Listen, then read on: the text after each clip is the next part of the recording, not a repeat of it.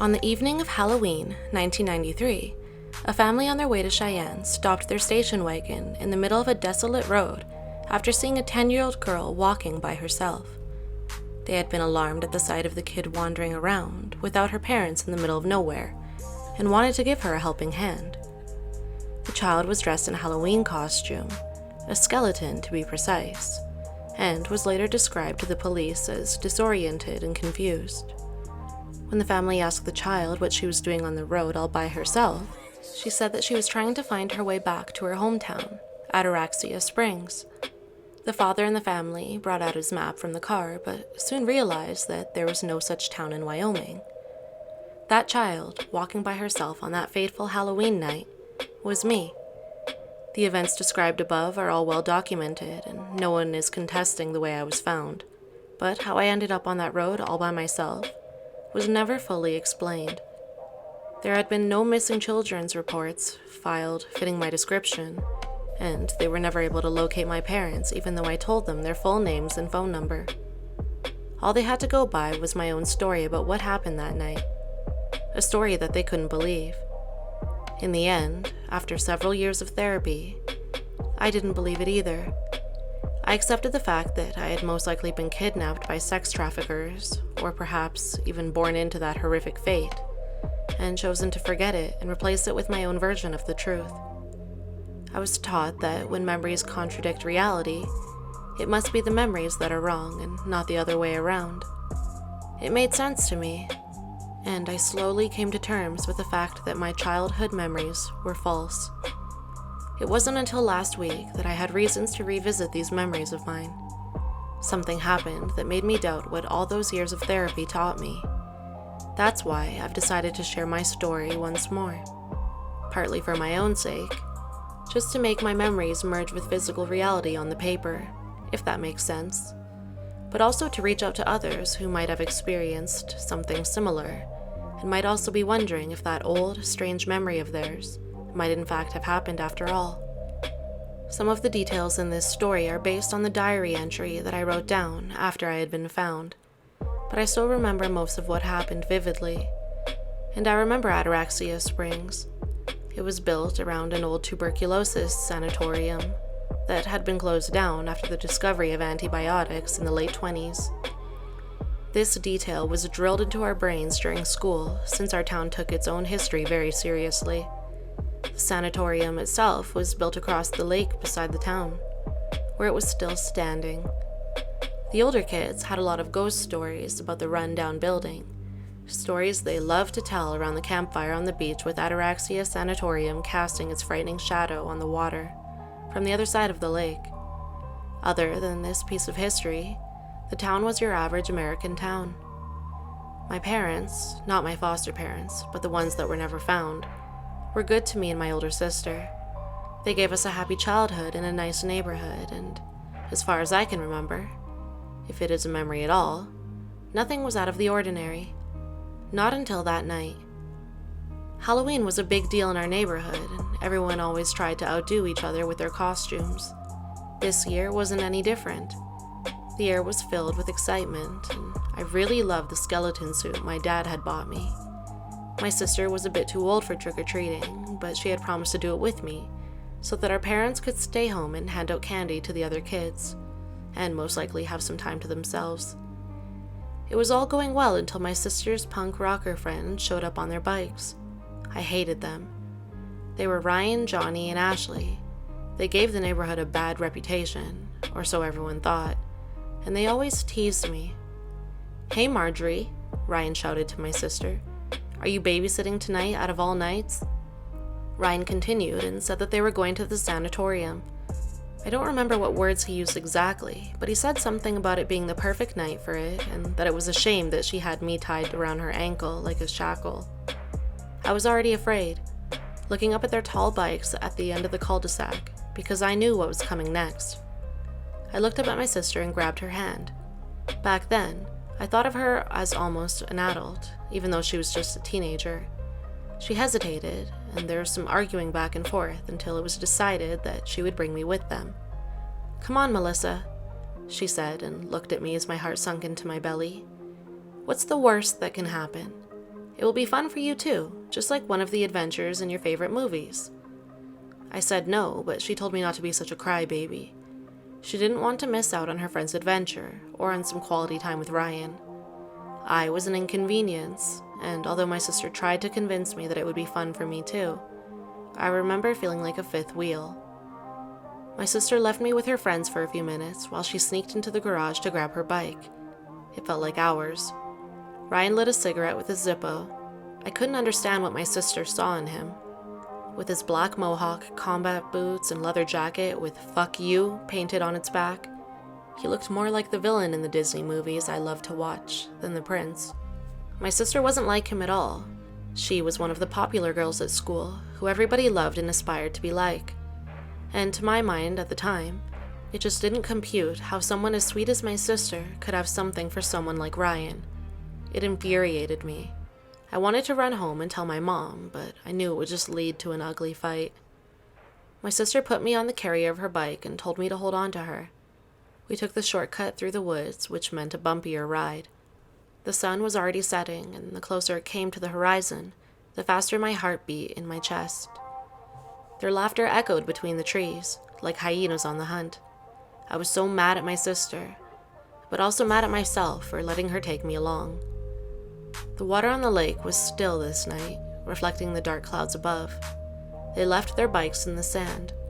Marjorie grabbed my hand and followed the others to the old boathouse at the edge of the beach.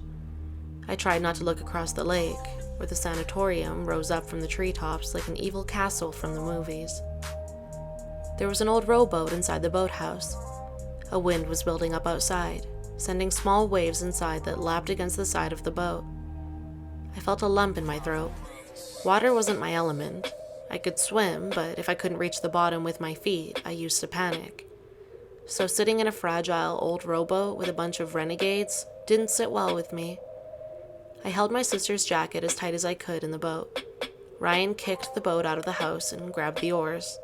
There wasn't that much space, and every time the boat rocked, I closed my eyes and tensed up in anticipation. Marjorie's friend teased me when they saw how scared I was, especially Ashley. "Many kids have drowned in this lake," she said. "There's something living at the bottom that feeds on little girls like you." She laughed. "Let's hope it's sleeping tonight." "Don't be mean," my sister said. "I don't believe in any of those stories." "There have been some strange things happening in this area, though," Johnny said. "My dad told me that a couple went missing around the lake like 20 years ago." I didn't want to hear about it. He sounded serious, not like he was teasing. I looked at my sister to see if she believed him, but I couldn't tell. And then Johnny continued. "They were never found." "Maybe they just decided to ditch this boring town," Ryan said with a smirk. "Sure," Johnny said, "but their disappearance isn't the strangest thing about this. While they searched for them, they found this old naked dude wandering around in the forest, who claimed he was the guy who had disappeared. He was taken in as a suspect since he was way too old to be that guy. They never got any answers from him, though. He hung himself in his cell before they could question him. My dad was the one who found him hanging from the top of the bunk." We reached the other side of the lake, just beneath the sanatorium. It smelled like old seaweed and rotten eggs. Decaying reed crunched under our feet as we stepped ashore. A couple of ducks flew away, scared by our presence. I held my sister's hand. The sky was covered in heavy clouds, and a rumble spread among them. This was the first time any of us stepped foot on the other side of the lake, and I could see that my sister was afraid as well, even though she tried to hide it behind her exaggerated smiles towards Ryan. He lit another cigarette. "Let's go," he said. "I've always been curious about this place." We followed him up an overgrown road. Something rustled in the bushes. I asked my sister what it was, hoping she would calm my nerves. But instead, Ryan answered, "There are ghouls hiding in there, so don't go too close." "Don't listen to him," my sister said. "It's just birds." But I was already terrified. It wasn't just the scary noises, but the entire atmosphere around this place. It just didn't feel right. Something in the air felt off. Ordinary things came off as strangely unfamiliar. The leaves on the ground seemed too large, the trees too tall, and the sky too vicious. The courtyard was covered in gravel, but there was dead grass sprouting up from it here and there. Slowly, we approached the stairs to the entrance. "Can't we go back now?" I asked my sister in a whisper. "Do we have to go inside?" The doors were locked. Ryan pulled at them as hard as he could, hoping that the old doors wouldn't stand a chance against his strength. But they wouldn't move an inch. It made me relieved, but Ryan was relentless. He insisted on trying to find another way inside. We walked around the building, struggling through the bushy terrain, until we found a small rusty door at the other side. The purpose behind this door was difficult to figure out since it was almost completely inaccessible. To my great disappointment, it was open. As soon as we closed the door behind us, the thunder outside intensified. In an instant, and hard rain banged on the door. Ryan lit a Zippo, revealing a small corridor inside a large cellar. The cold air smelled musty. There was graffiti on the walls, dating back a long time by the looks of it. Ryan slowly moved his lighter across the wall, reading a text that had been sprayed on it with a blood-red color. "If you close the door, it's already too late." "What's that supposed to mean?" Johnny said. Ashley, scared for the first time this night, tried to open the door again, but it wouldn't budge. "Come on, guys, I can't get it open," she said, just as if she suddenly sensed some kind of danger. "Help me out, would you?" Ryan and Johnny joined her, but no matter how much they tried, the door remained closed. "Marjorie?" I looked up at my sister. "What's happening? I'm afraid." I don't know. It was unlocked just moments ago," Ashley yelled. Everyone was freaking out, yelling at each other, until Ryan raised his voice. "Enough!" He paused to make sure everyone was quiet. "Let's just find a way up to the main entrance and exit from there. Worst case scenario, we climb out of one of the windows. Jesus, relax." My sister relaxed her grip around my hand, clearly calmed down by Ryan's words. "I have a really bad feeling about this place," Ashley said. "I don't know, it just washed over me like a fucking tsunami. This strange feeling of, I don't know, just a scary feeling." "Of dread?" my sister asked with a shaky voice. I felt it too. "You're all getting worked up about nothing," Ryan said. "Get it together." "It's all your fault," I said. "You shouldn't tell us what to do. This was your stupid idea." "Shut up, Melissa," my sister said, and blushing from embarrassment. "What?" I said. "Mom is right. Your friends have a bad influence on you." "Shut up," my sister yelled. "My God, Melissa." Ryan laughed. "It's okay," he said. "She's just scared." "Moms suck," Johnny added with a smile, but still shaken up just like the rest of us. "I hate my mom. She's always telling me what to do and how to dress and what to think and whatnot." I crossed my arms in anger at their attitudes that had clearly gotten us into trouble. "Well, if you listened to your mom, maybe you wouldn't be trapped here, would you?" "We aren't trapped," Ryan said, and led the way through the dark corridor. It felt like we walked around the cellar for more than an hour without finding a staircase, and when we did, it didn't lead to the main floor, but rather to the floor above it. It didn't make any sense. We came to a ward filled with old beds. The windows were large, but too high up for any of us to reach them. In that sense, the room reminded me of a church downtown. The windows vibrated for every lightning strike outside. Johnny pointed to one of the beds. Unlike the others, it wasn't empty. We approached it carefully. My sister covered my eyes when we came close enough to see what it was, but their scared voices and Ashley's screams told me all I needed to know. "She must have been dead for decades," Johnny said. "I mean, the body is mummified." "Oh my God!" It was Ashley. "She's wearing my watch." "Your watch? It's a coincidence. I mean," Ryan said, but she was interrupted by Ashley. "What does it mean? Why the fuck is she wearing my watch?" "We need to get out of here," my sister said. "It's a dead person. We need to call the..." "Where did the lower part of the body go?" Johnny said. "Looks like it was ripped..." No, Ashley cried. "It's not a coincidence, it's my watch." "But you're still wearing it," Ryan said. "Marjorie is right. I think we need to report this." We left the room, all scared to the bones. I know I'm wearing my watch, but her watch had the exact same crack on the glass and everything. I know it doesn't make any goddamn sense, but that was my fucking watch, she cried, holding on to Johnny. What does it mean? It doesn't mean anything, Ryan said. It's just a freaking coincidence. We kept trying to find a way out, but the inside of the building was like a maze. My legs ached after walking so much. Another terror erupted from my core and spread out to my skin in the form of a cold shiver. By now, I understood. Our parents must have begun to worry, maybe even gone out to look for us. I felt bad for having disobeyed them, and I feared their punishment, even though they would probably just ground me for a week. Had I known that I would never see them again, I probably would have felt something else entirely. We took some rest inside a small library that must have been used by the patients back in the day. The shelves were still filled with books, but they had all decayed over the decades. I sat down next to my sister on what had once been a luxury's divan. Are we in danger? I asked. Are we going to die? No, my sister said. It just looks scary. There's no one here. We just need to find... What's this? Ashley said, now a bit calmer than before. It's beautiful. She removed the newspaper from the floor and picked up a golden sphere the size of a cannonball. It's pretty heavy. If it's real gold, it must be worth a fortune. We all placed ourselves around her and watched our reflections in the shiny surface of the sphere, transfixed by its perfection. That's when we heard a crash from further up the hallway outside of the library, followed by a scraping sound, just as if something large was being dragged over the floor. I froze in fear when I heard that it was moving in our direction. What the hell is that? Johnny said. Ryan, go check it out. Ryan hesitated, unable to decide if to be brave or to listen to his instincts. He gave my sister a quick look, and she shook her head as if to tell him not to go.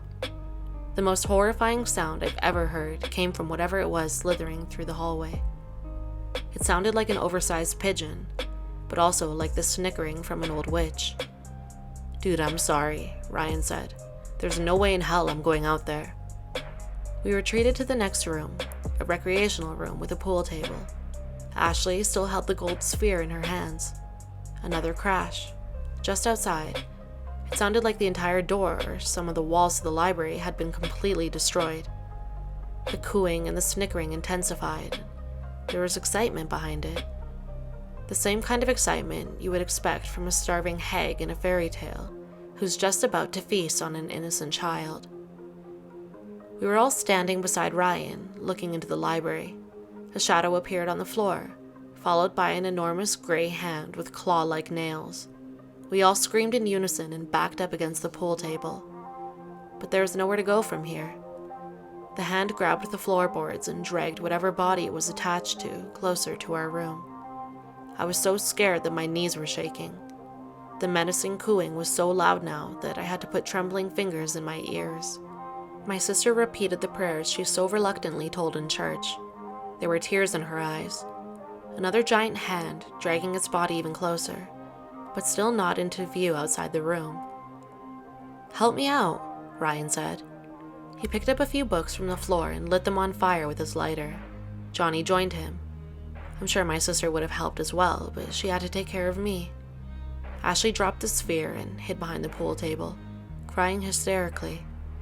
Slowly, the monster dragged itself into view. My sister released a guttural scream. I wanted to look away, but I was paralyzed by fear.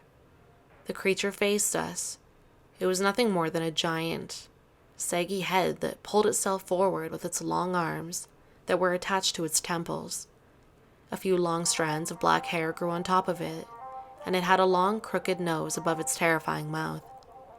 It was enough to make it the most dreadful thing I've ever seen. But what made it even worse were its eyes. Two enormous, expressionless golden spheres. We could see our own reflections in them. It went, coo, coo, coo, and licked its gray lips with its black tongue. It was just about to stick its arms inside the doorframe and rip it apart, when Ryan and Johnny began throwing the burning books at it. It backed away, screaming like an oversized infant. Come on, Ryan called out. Let's go. My sister picked me up in her arms. We ran past the monster while it was still deflecting the flames. but Ashley was too late. The second she appeared in the door, she was grabbed by the legs and pulled into the mouth of the monster. She cried out for help in a state of utter panic, the sharp, large teeth cutting through her legs. The crunch when they went through her bones were blood-chilling to hear. Johnny stepped forward and grabbed Ashley's hands.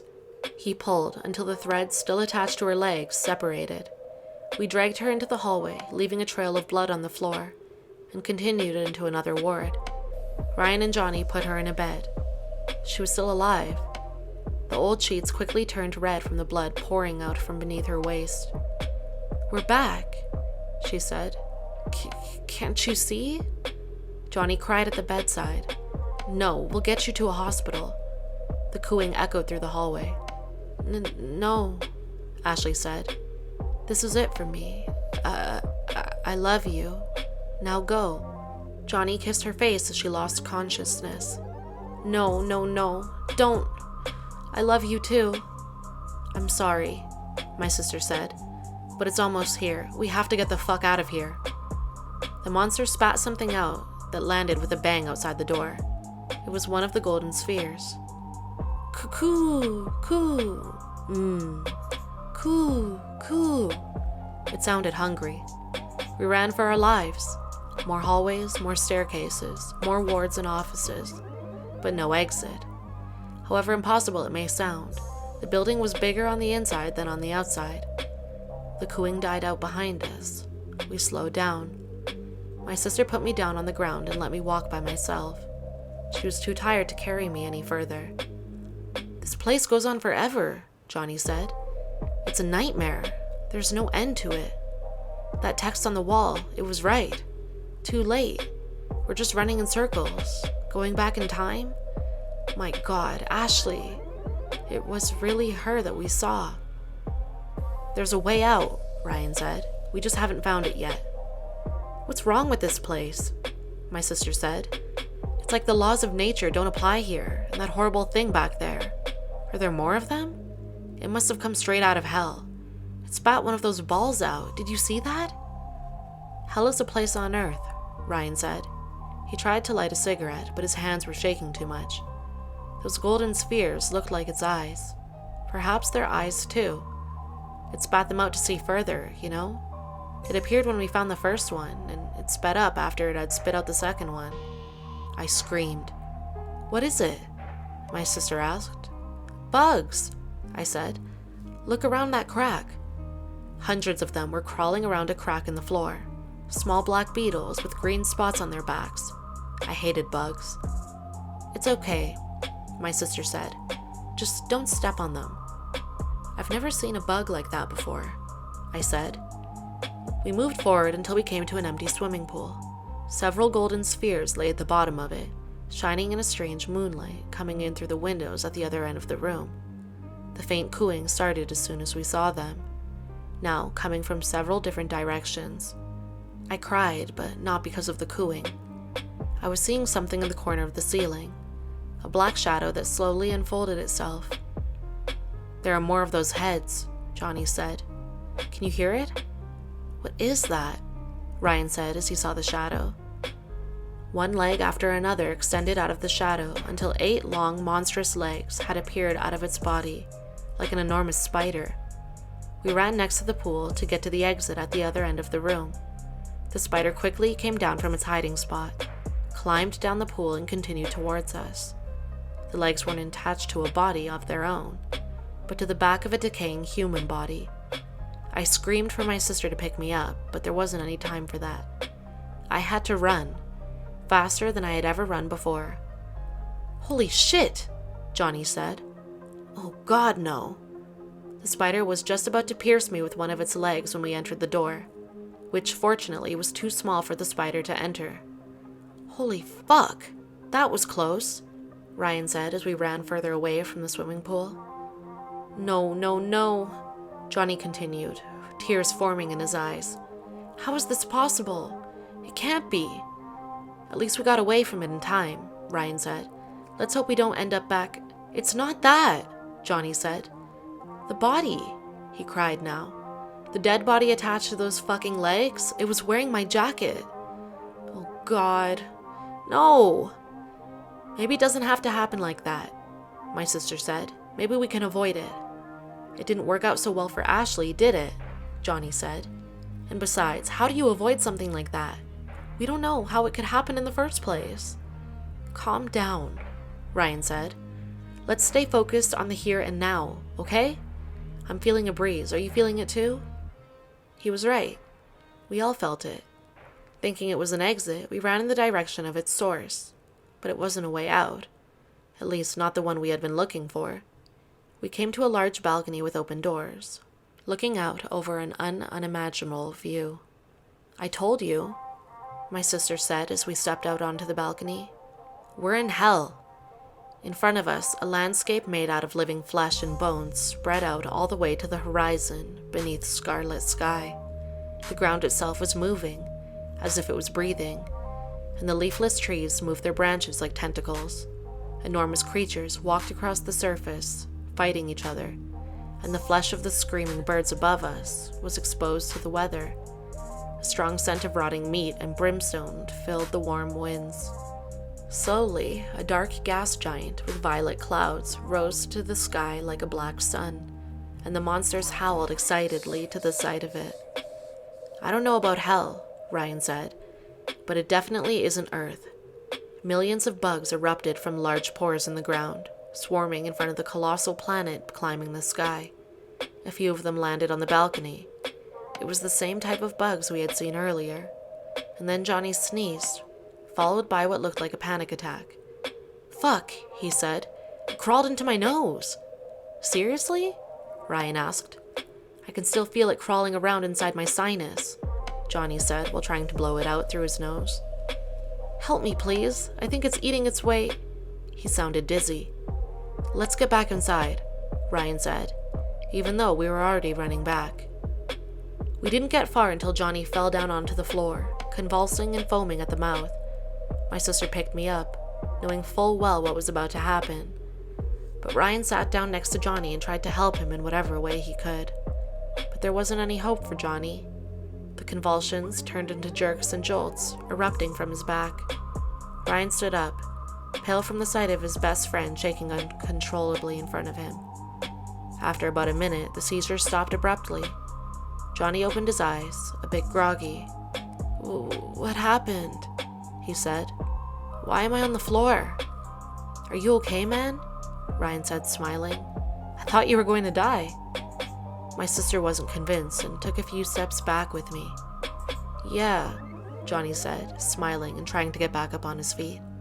I feel fine, but that was a sudden jolt spread through his entire body. Wait. And then he screamed. He touched his back. It was covered in blood. He screamed again, much louder now.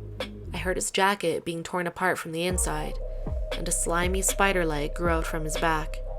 He begged us to help him as his face twisted in pain, but there was nothing we could do. Ryan backed up to my sister, grabbing her hand. The process was quick. One leg after the other shot out from Johnny's back as he was screaming. He tried to crawl away, but the legs wouldn't let him. Instead, they stood up, carrying Johnny above the ground. Help me, he said as the legs began walking away with him. No, don't let it happen, please, help me. The legs walked away from us with him, and none of us dared to do anything. I'm still alive, he cried. There must be a way. The legs climbed up the wall and walked into another hallway. No, we heard Johnny yell as he struggled, fruitlessly trying to grab the wall with his fingernails. Please, no! We stood frozen in our places until his screams faded out completely, leaving us with a faint echo of his last words between his sobs. Mom, I'm scared. Mom! It wasn't until the cooing increased that we began moving again. Standing still was a death sentence in this place. My sister kept me closer to her, and herself close to Ryan. We reached a small room with an old piano standing against one of the walls. It was a dead end, but there was something going on behind the piano that my sister insisted on investigating. A flickering light, bright and warm like sunbeams. My sister sat down next to the piano and tried to see what it was. It's a way out, she said. I can't see where it leads, but it smells like the outside." "Oh, really?" I said, happiness spreading to my body. "Can we finally get out of—" Something heavy bounced against the floor outside the room and slowly rolled into the view in the door opening. My relief was immediately replaced by dread. It was one of the golden spheres. "Help me move the piano," my sister said. "Now, Ryan!" I looked at them struggling with it. The monster dragged itself closer and closer while snickering and cooing louder and louder. I screamed when it appeared in front of me. Ryan and my sister used all of their strength to push the piano up to the door, blocking it. It wouldn't last long, but perhaps long enough. My sister returned to me, but Ryan wasn't so lucky. The monster reached above the piano with its long arm and grabbed him. He didn't have much time to speak, and he knew it. He picked his words carefully. Perhaps he hadn't said them before. "I love you, Marjorie." I looked up at my sister and her trembling lips in an attempt at avoiding the sight of him being pulled out into the hallway and eaten, but I could still hear it loud and clear. The hole in the wall wasn't so much a hole as an unstable rift in reality. There was a forest on the other side, but just for a few seconds, before it changed into a desert, that in turn changed into a beach. The beast outside pushed the piano into the room. There was no time to think. My sister picked me up and threw me through the rift. I landed on a forest floor, but not the one we had seen at first, because in this forest, it was dark outside. I saw the rift floating in the air. My sister was just about to jump through it, the monster's hand reaching for her, when the rift vanished. I stumbled through the woods until I came to the road, trying to find my way home to Ataraxia Springs. The rest is history. As I said, over the years they convinced me that my story was nothing more than a manufactured memory, made in a subconscious attempt at coping with some trauma. But something happened, and now I think that that coping strategy might have actually have been to let myself be convinced this never happened. Last week I received a letter. It wasn't sent by mail, but delivered by a middle-aged man who claimed that he had found it among his great-great-grandmother's things, somewhere in Paris. I sat down at my kitchen table and looked at the envelope. To be delivered to my sister Melissa Johansson, in case she's ever found after I'm gone. I opened the envelope with shaking hands. It was dated 1970. Tears ran down my face as I read it. It told the story of a teenage girl who had mysteriously appeared in Wyoming in 1889, claiming to come from a small town called Ataraxia Springs. She had gone on to live an adventurous and fulfilling life, surviving 2 world wars and seeing civilization go from horse and carriages to men landing on the moon. She had married, had a son that she named Ryan, and spent the rest of her life in Europe. She was known for searching for her sister, the man said, but she never told anyone this. I thought it was fiction or the result of a well-hidden mental illness. But when I found the old reports of a young girl in Wyoming telling people she came from a little town known as Ataraxia Springs, well, it can't be a coincidence, can it? By now I was crying my eyes out. It was bittersweet tears. This meant I would never ever see Marjorie again. But it also meant that she survived that horrible night, and that she lived a good life. The letter ended. All these years, and I still think of you every day. I miss you. And between my sobs, I whispered, I miss you too.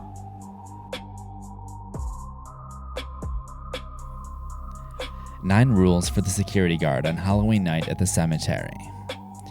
You sure you have all the rules memorized? My boss said as he gathered up his belongings to go home.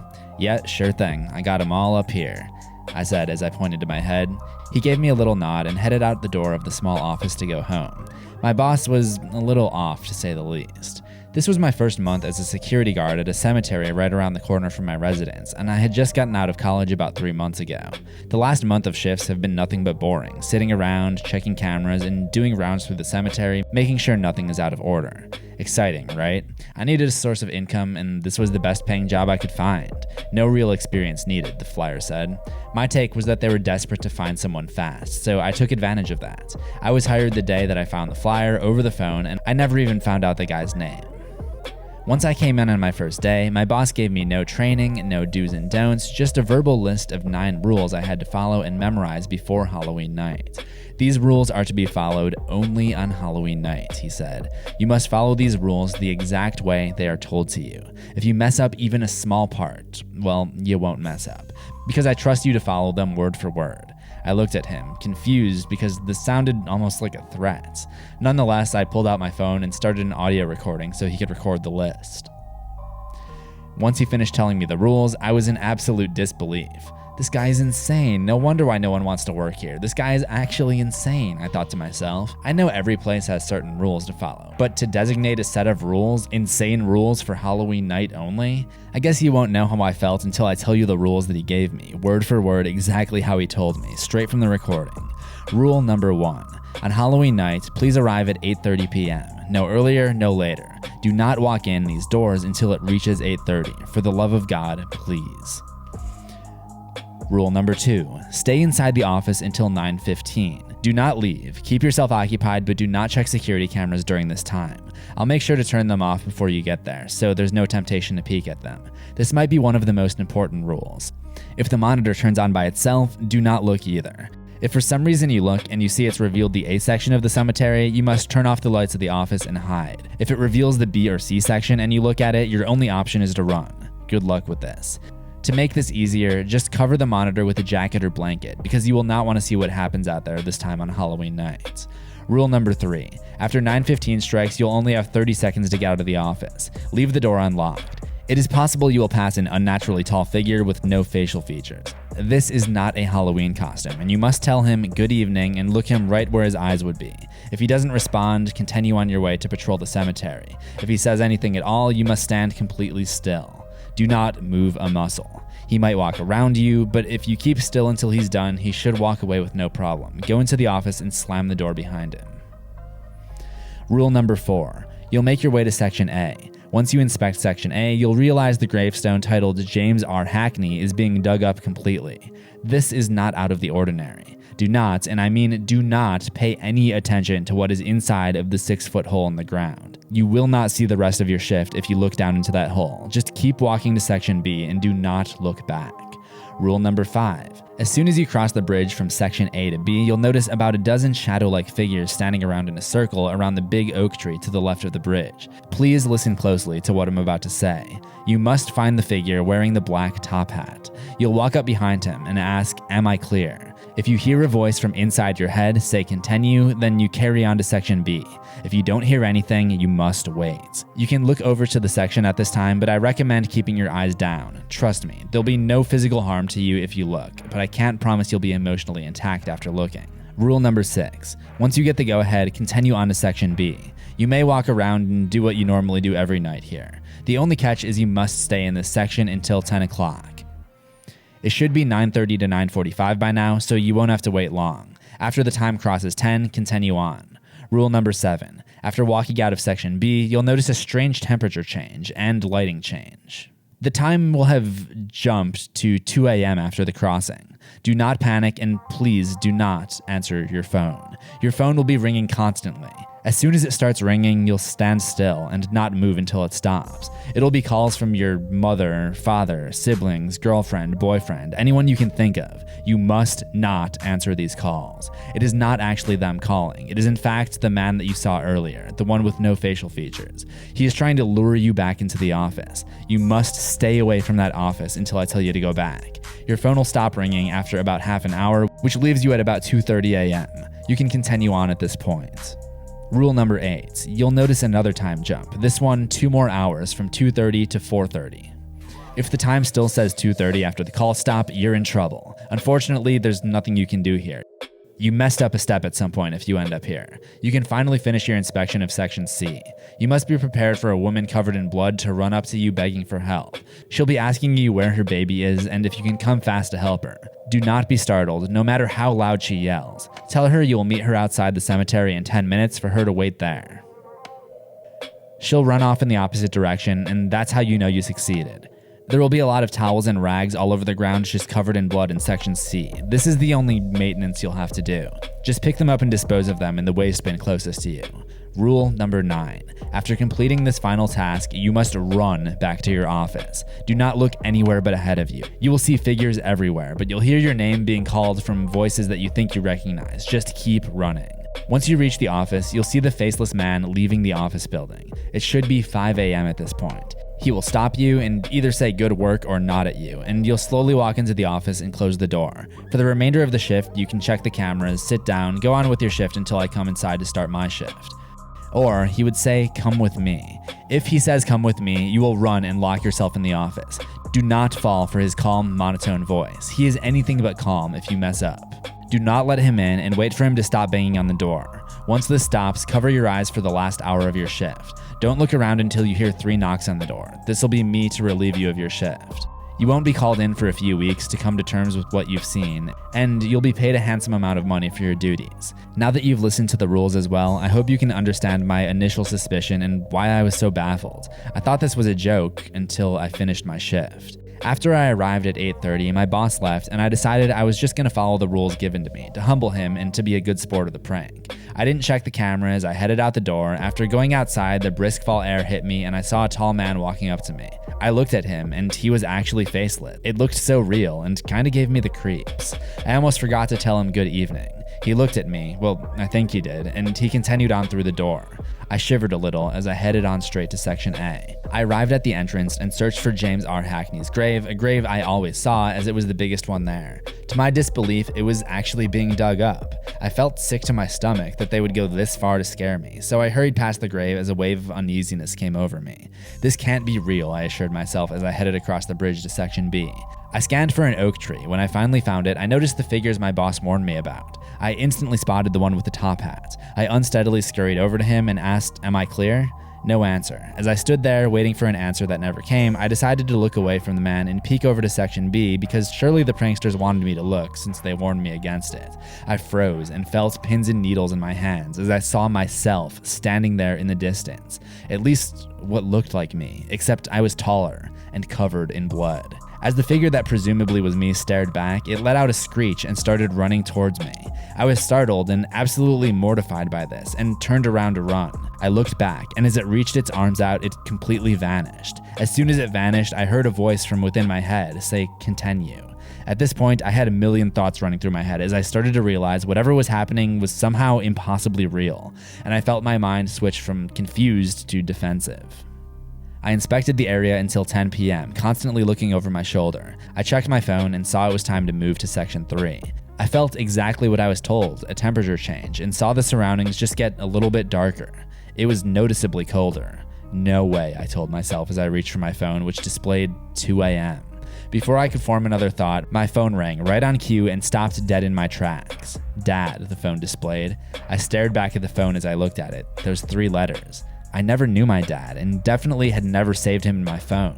I felt a tear form in my eye because this was a very sensitive topic to me. I let it ring as I got lost in a trance of thinking how on earth any of this was even possible. The ringing finally stopped and I let out a sigh of relief. I remembered the next rule about the time and I opened my phone again, 2:30.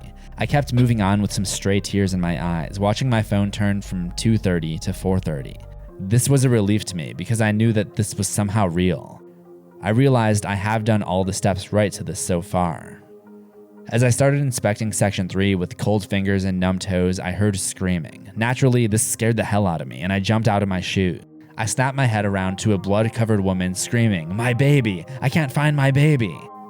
After a bit of hesitation, I told her to meet me at the entrance of the cemetery in 10 minutes. She nodded and ran off, and I noticed a ton of blood-covered rags all over the ground. Shaken up by her screams, I slowly picked up the rags and threw them out.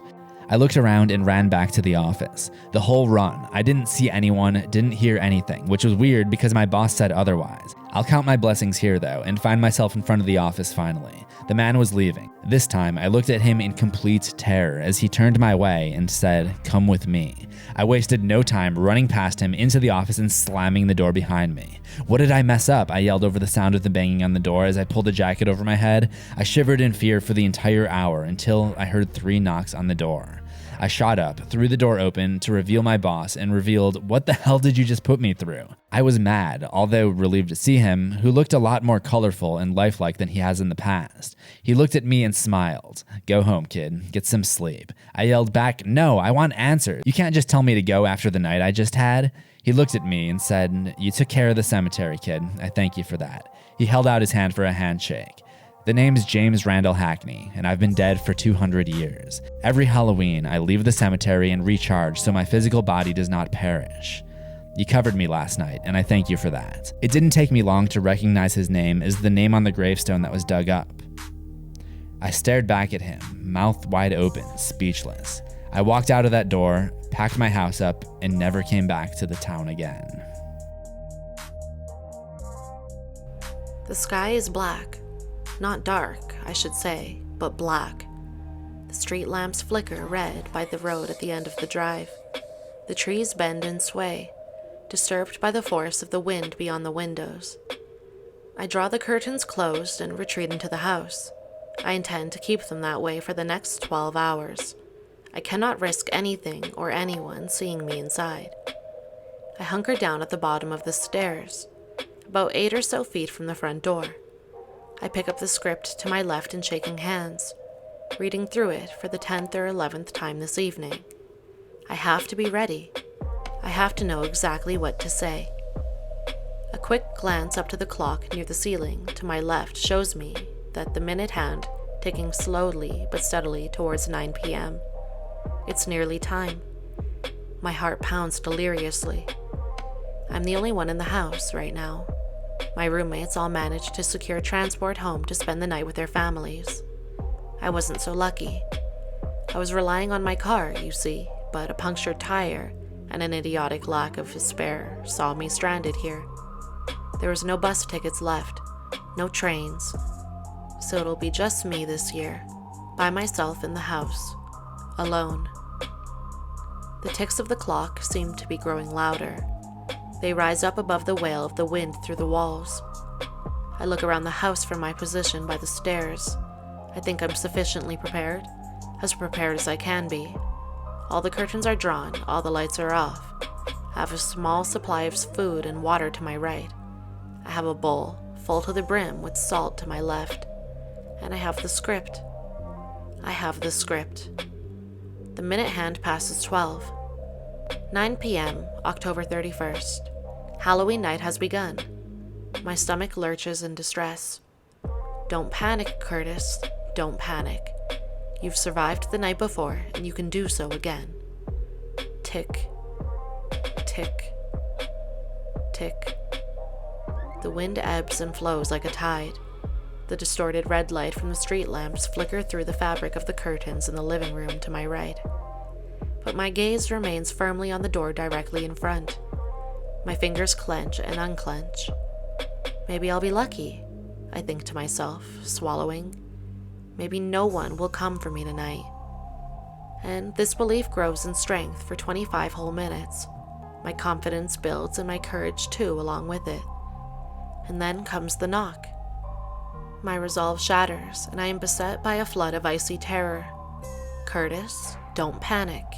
You can do this. My breathing becomes shallower. Louder too, it seems. Though I'm sure my ears are deceiving me. I stay silent. And the knock comes again. I must have read through the script 100 times, but in this moment of panic, I find I am struggling to think. I cannot remember what it says I should do. I glance down at the paper between my legs. I scan my eyes across the first few lines. Yes, there it is. Okay. I'll stay silent. I knew that. For now, I'll stay silent. The knock comes a third time. Louder, more insistent. What is it about the noise of a knock on a door that so rustles the human constitution? Is it that such a noise demands a response, an acknowledgement? That by failing to do so, we are breaking some old and ingrained tradition, an ancient and perhaps powerful rule? Sweat leaks down my neck and I pray. I pray in silence that this third knock will be the last, that there will be no fourth. I feel the urge to read through the script again, but I cannot take my eyes from the door. The clock ticks, and the knock comes again. Fuck. Okay, it's okay. You know what to do, you know what to do. I take a deep breath. I try to calm my shaking. I don't want there to be any fear in my voice. I know the line. I know the line. Before I can psych myself out, I speak. The words sound abrasive and dangerous in the relative quiet of the house, but they must be spoken. The knock came 4 times, and the words must be spoken. What can this house offer you this night of nights? I begin, lips cracked and dry. Tell us, please, O friend of friends and fright of frights. My pulse races. My heart pounds like a hammer in the ensuing quiet. A beat passes, then another, and the voice of a young boy from beyond the door responds. Trick or treat, he says, his tone sharp and impatient. He cuts through the rush of the wind like a knife. I recite the next line. No treats in this shadowed house to find, so spare your tricks, O stranger, kind. I swallow again. My throat isn't comfortably dry. I shoot a glance to the water bottle beside me. I daren't pick it up, not now. I can't risk making any unnecessary sounds. I just can't. There's another tense pause, like a frayed rope. I can feel the threads snapping one by one, and the knocking resumes. It is constant now, loud and rhythmic. Knock, knock, knock, knock. It's okay, it's on the script. It'll only knock 10 times. That'll be it, you'll see. 10 times and then you'll be safe. Knock, knock, knock, knock. Please, please leave me alone, please. Knock, knock, and the sound ceases. A minute goes by, then another, and I allow myself to breathe. I grab the water and unscrew the lid, raising it to my lips in a shaking hand as I thirstily swallow it down. Jesus Christ! I sit shivering in the darkness for another hour. Just 10.5 more to go. The minutes tick painfully by. The anticipation, in some ways, is worse than the knocking itself. The knowledge that it could come at any moment, any second, including the one I'm dwelling in right now. And sure enough, it returns. The knocking.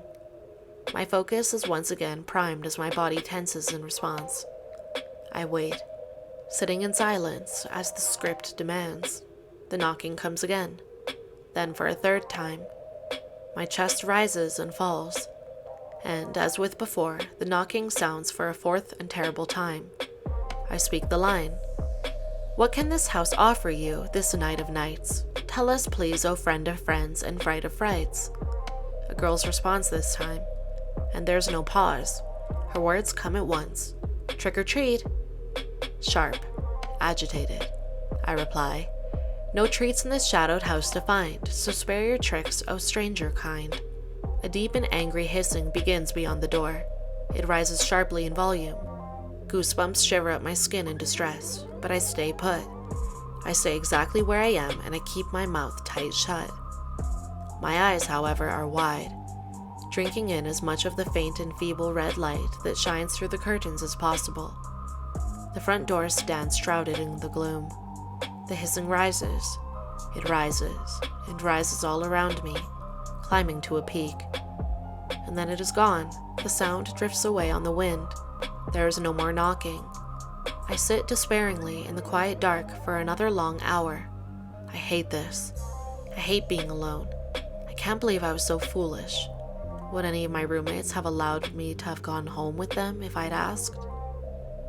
But you didn't know about the flat tire back then, did you, Curtis? Mike has a car back at his parents' place. I bet he would have come back for me. It would have been cutting it, fine, but I bet he would still have come if I'd asked. Too late now, though. Or is it? Because in that moment I hear his voice. It's loud and close, and it shocks me back awake. But it's him, all right. He raps hastily on the door. Curtis, you in here, man? Let me in. Quick, fucking let me in already. There's a little window by the side of the front door. It's covered by the curtain and glows in a faint red from the light of the street lamps. I see Mike's silhouette appear, through it as a shadow. He appears to cup his hands over his eyes to try to see through. He taps on the glass. Curtis! Mike? I clamber to my feet. What are you doing here, man? I thought... What happened to your bus? I fucking came back for you, didn't I? But quick, man. Fucking let me in already. Let's get the hell out of here. I step towards the door. But it's not safe.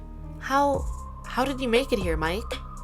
There's a pause, and a deep and sudden dread begins to work its way through me.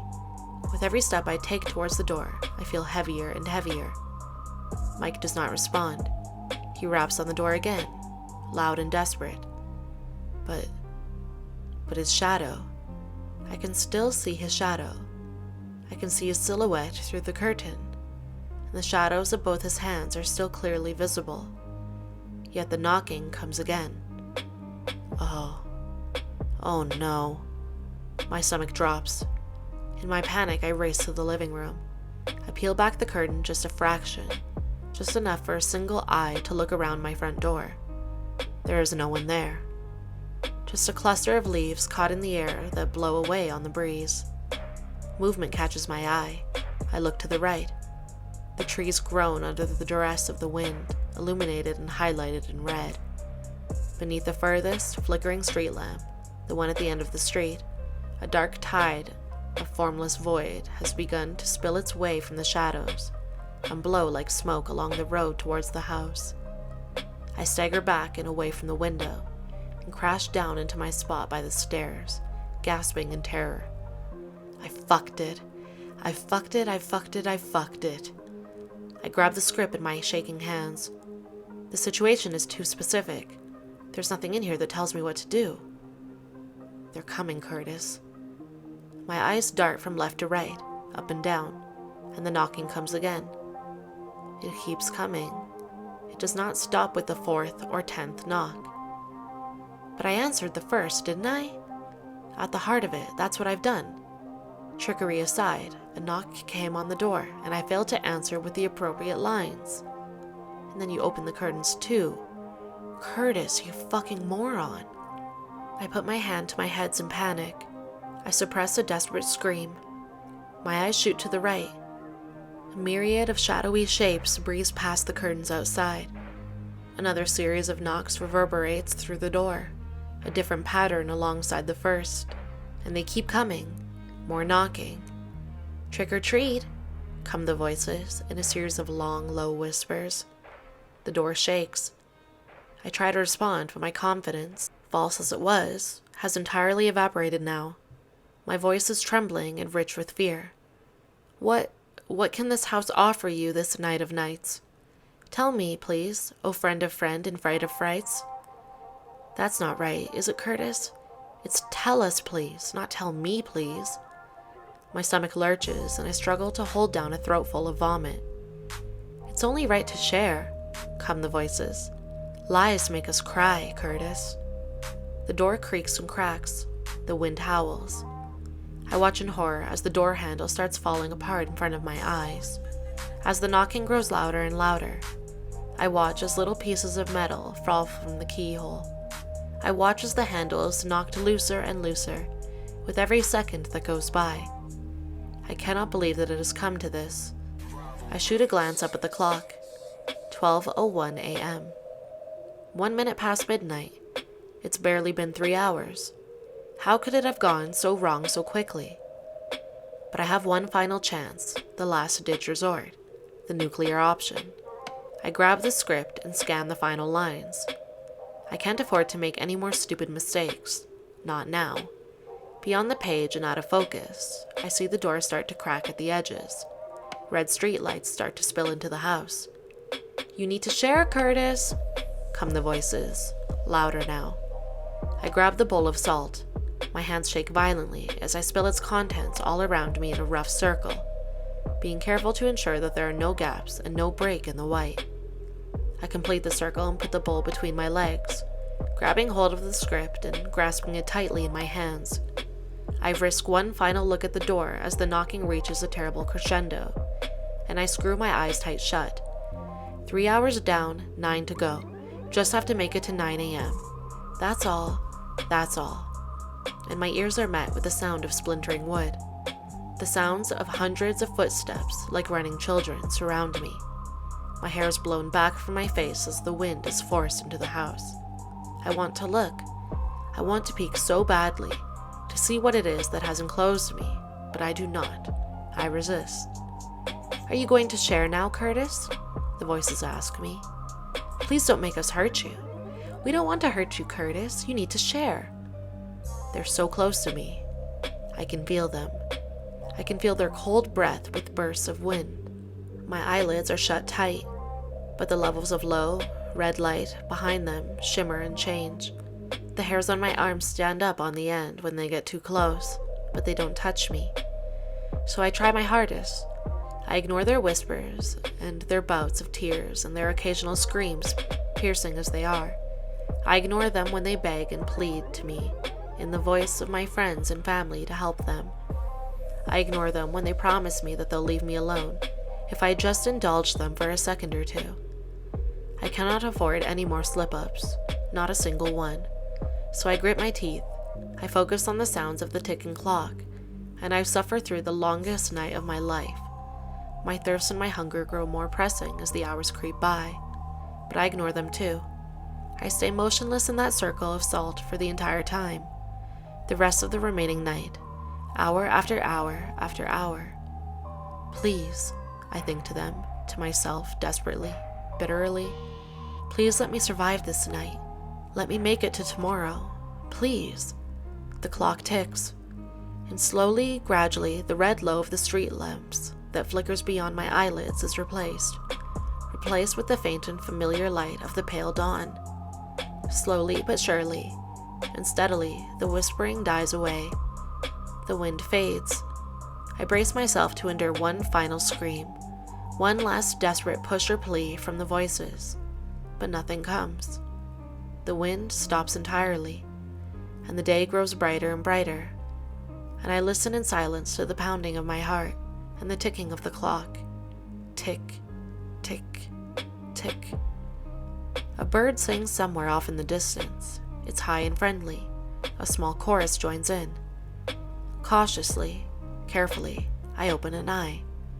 The light, faint as it is dazzling after an entire night of darkness, and I wince, lifting up a hand to shield my eyes from the glare from the window, even the curtains. The door in front of me is completely intact, shut tight, no cracks, no damage. I cannot see any pieces missing from the handle or lock. I look around me. No evidence at all that anything has been in here with me. Nothing at all. I allow myself a deep and shuddering breath. I let out a sob, and I clamber awkwardly to my feet. My joints crack and my muscles ache. I run a hand through my greasy hair. "You are one lucky bastard, Curtis," I whisper to myself, "and an idiot. You can never let this happen again, you hear me? Never again." But I made it. I actually made it. The full 12 hours, I think to myself. Wait till your family hears about what you went through last night. I shoot a quick glance up at the clock as I step from the circle of salt onto the floor beyond, and for a moment, it seems my heart stops dead. 8:55 a.m. The clock reads. 8:55 a.m. My foot comes down and presses against the wood of the floorboards, just outside the circle. The sound of birds disappear at once, and I feel a hand on my shoulder. "Trick or treat," whispers a voice in my ear. Thank you all for watching this video. Don't forget to leave a like, drop a comment down below, and subscribe to my channel. Hope you all had a wonderful Halloween this year. Sorry I couldn't get more videos up. I had a minor health problem that I needed to deal with the past couple of weeks. A big thank you to all the authors of these stories. Without you guys, I wouldn't be able to make any videos. I'll leave the links to these stories down below. And for the first story, he has a horror community that I'll leave in a pinned comment. And also a big thank you to CZsWorld for reading a story for this video. I'll leave the link to his channel and his social media down below, and he will be featured in another video of mine coming soon. And as always, be safe and stay tuned for more videos.